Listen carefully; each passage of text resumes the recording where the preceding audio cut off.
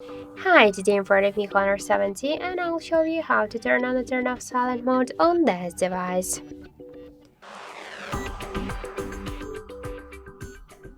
So first let's open the settings application and then tap to the sounds and vibration.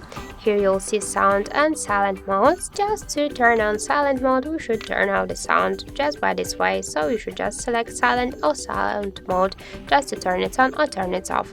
We can see that when the silent mode is activated, the ringtones and notifications they will be muted.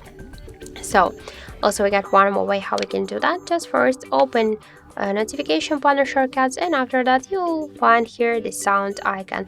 Just click twice on this icon and now we can see that the silent mode is activated. To turn it off, click once again on the silent icon, and that's it. Also we got one more way how we can do that. Just click here to this bell icon.